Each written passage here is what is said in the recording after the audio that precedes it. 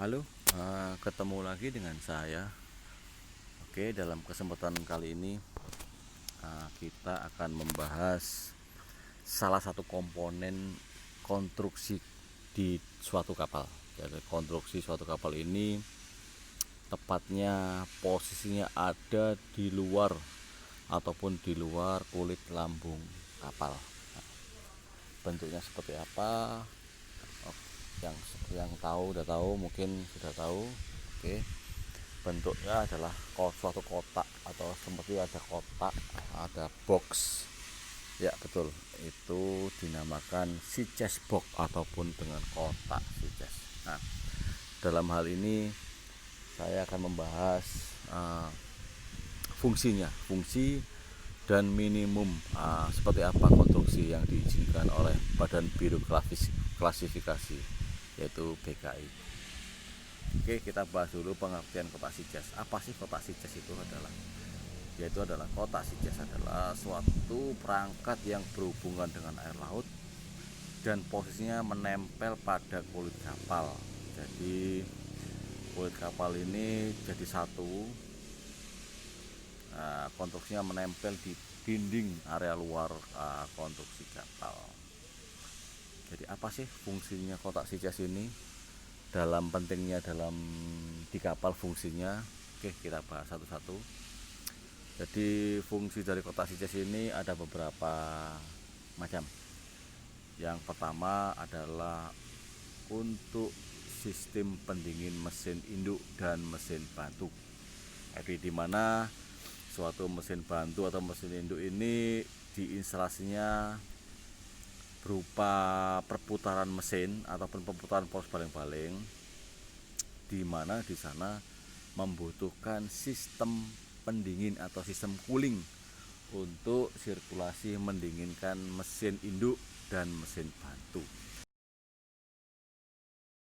Nah, yang kedua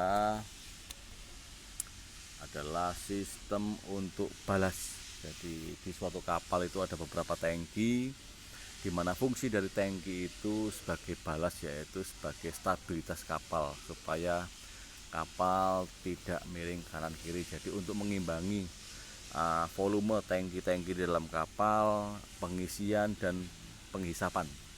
Jadi fungsinya adalah di suatu ada pipa penghubung yang menuju kotak Sea, dihubungkan dengan tangki.